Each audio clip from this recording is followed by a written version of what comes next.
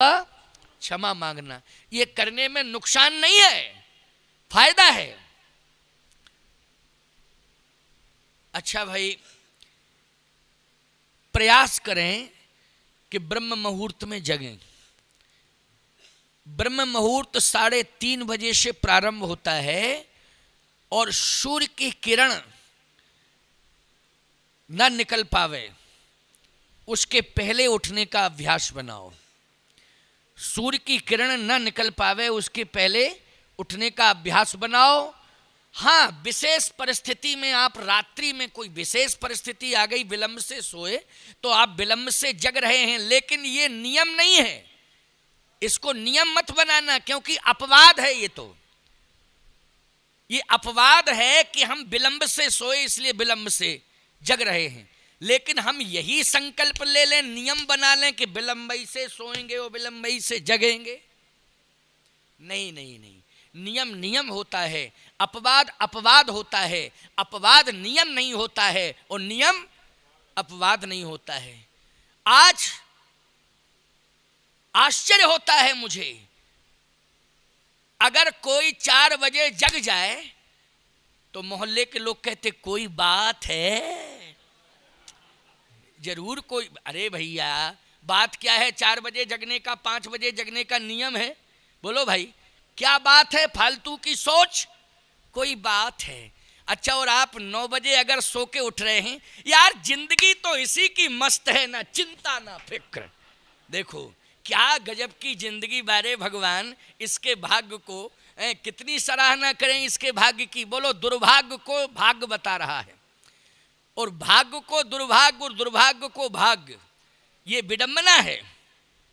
इसलिए मैं कहता हूं, आज जिंदगी के उत्तर यदि उत्तरकांड से तुम लेना चाहते हो तो हम ये बताना चाहते हैं कि विषम और विशेष परिस्थिति में आप विलंब से सोएं और विलंब से जगें, लेकिन नियम ना बनाएं कि हम विलंब से ही सोएंगे और विलंब से ही जगेंगे। आपको ब्रह्म मुहूर्त में कोशिश करनी चाहिए, 5 बजे तक जग जाओ, 5:30 बजे तक जग जाओ, है।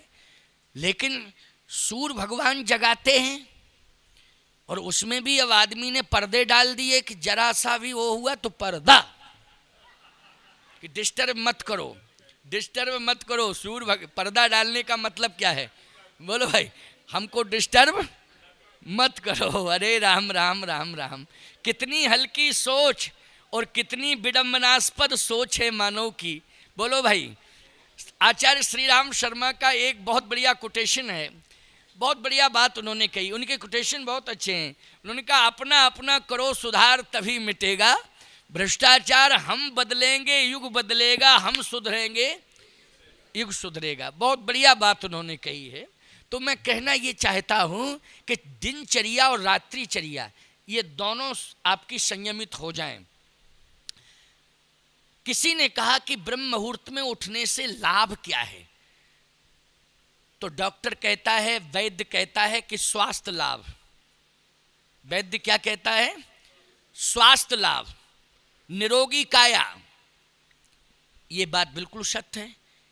लेकिन केवल एक ही लाभ नहीं है कि निरोगी काया, स्वास्थ्य लाभ, केवल एक ही लाभ नहीं है।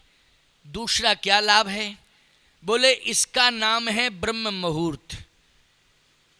बोलो, कोई भी काम तुम करते हो, शुभ काम, तो मुहूर्त ही दिखवाते हो कि नहीं दिखवाते हो? क्यों? बेटा बेटी के विवाह में क्या दिखवाते हो? मुहूर्त है। कथा करवाते हो, क्या दिखवाते हो? मुहूर्त।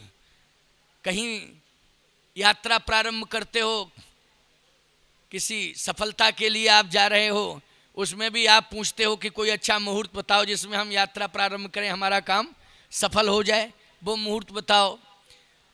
हमेशा मुहूर्त। मकान का निर्माण कराते हो तो भूमि पूजन का भी मुहूर्त, उद्घाटन का भी मुहूर्त है, सबका मुहूर्त। नामकरण संस्कार, पैदा हुआ जीव, नामकरण संस्कार, उसमें भी मुहूर्त। अन्नप्राशन संस्कार मुहूर्त, यज्ञोपवी संस्कार मुहूर्त, विवाह संस्कार मुहूर्त, सब में मुहूर्त ही मुहूर्त। क्यों भैया, है कि नहीं? अच्छा एक बात बताओ, ब्रह्म से मिलना चाहते हो कि नहीं? तो ब्रह्म से तभी मिल पाओगे जब मुहूर्त देखोगे उसका। तो ब्रह्म से मिलने वाला मुहूर्त है ब्रह्म मुहूर्त। बोलो है कि नहीं? बोलो ब्रह्म को प्राप्त करने वाला कौन सा मुहूर्त है? ब्रह्म मुहूर्त। और किसी से पूछने की जरूरत नहीं है, हम बताए देते हैं कि 3:30 बजे से ब्रह्म वेला शुरू हो जाती है। ब्रह्म मुहूर्त 3:30 बजे से। अब 4 बजे जग जाओ, 4:30 बजे जग जाओ, 5 बजे जग जाओ, सूर्य की किरण नहीं निकलनी चाहिए, उसके पहले आप जाग जाइए। ब्रह्म मुहूर्त में जागना बहुत आवश्यक है। ब्रह्म से अगर कोई मिलना चाहता है तो उसे ब्रह्म मुहूर्त में जागना पड़ेगा। बड़े बड़े संत महात्माओं को ब्रह्मानुभूति कब हुई है? क्योंकि ब्रह्म मुहूर्त में जागते थे। अभी आप चित्रकूट जाएं तो वहाँ महात्मा बहुत रहते हैं। यहाँ रामेश्वरम में तो हमको पुजारी पंडे ज़्यादा दिखाई दिए, साधु संत तो कम दिखाई दिए, हमने जहाँ तक निरीक्षण किया है। क्योंकि हम तो सुबह प्रातः निकल जाते हैं, 4 किलोमीटर जाना, 3.5 जाना, 3.5 आना, 7 किलोमीटर लगभग मॉर्निंग वॉक करता हूँ मैं। तो सुबह निकलता हूँ तो ना जाते महात्मा दिखाई देता ना आते मिलता हमको, और हम ही जाते दिखाई देते, हम ही आते। समझ रहे? ये हमने अनुभव किया है। लगभग मुझे 6 दिन हो गया है जाते जाते यहाँ। 6 दिन, पहले दिन तो नहीं जा पाया था शायद मैं, क्योंकि आया ही था, तो 6 दिन तो कंप्लीट हो गए। आज भी गया, लेकिन पंडे पुजारी तो मिले, तिलक लगाए हैं और पूजा पाठ करने के लिए आ रहे जा रहे, दर्शन के लिए जा रहे। लेकिन महात्मा, ना तो सन्यासी परंपरा का महात्मा कोई दिखाई दिया, ना वैष्णव परंपरा का कोई महात्मा दिखाई दिया, ना रामानुजी परंपरा का कोई महात्मा दिखाई दिया। हाँ, पुजारी हर संप्रदाय के दिखाए। अभी रामानुजियों का मठ है, उसमें सुबह एक पुजारी पूजा कर रहा था, तो वो तो रामानुजी होगा, पुजारी है वो। लेकिन संत वेश हमको दिखाई कम दिया रामेश्वरम में। लेकिन चित्रकूट, अयोध्या आप जाएं, वृंदावन जाएं, हरिद्वार जाएं, नैमिष जाएं, हरिद्वार जाइए, नैमिष जाइए, वृंदावन जाइए, चित्रकूट जाइए, अयोध्या जाइए, बोलो भाई, आपको संत बहुत दिखाई देंगे। मैं कहना ये चाहता हूं कि आप चित्रकूट का अनुभव विशेष रूप से मैं बता रहा हूं। मेरे यहाँ मैंने कहा नहीं, 100 से अधिक तो संत रहते हैं और लगभग पूरी संख्या 200 की है, लेकिन 100 से अधिक महात्मा ही रहते हैं। 3:30 बजे राम राम की धुनी सुनाई देगी आपको, 3:30 बजे। और कमंडल की छनकार खनकार और वो सब स्नान, सारी बातें, मंदाकिनी चले जा रहे, कोई संत आ रहे हैं, परिक्रमा कर रहे हैं, ये सब आपको दिखाई देगा वहाँ। चित्रकूट का अनुभव बता रहा हूँ मैं आपको। क्यों? इसलिए कि ये सब ब्रह्म की तलाश में है। किसकी तलाश में है? धाम में रह रहे हैं, ब्रह्म की, मानी भगवान की तलाश में है। तो भगवान की तलाश है तो पहले जिस मुहूर्त में भगवान मिलता है उसको तो स्वीकार करें, तो वो है ब्रह्म मुहूर्त। एक और आपको उदाहरण दे दें। पहले लैंडलाइन की व्यवस्था थी, अब तो मोबाइल के ज़माने में लैंडलाइन तो खत्म ही, कभी कभी किसी किसी के यहाँ होंगे, लेकिन कम।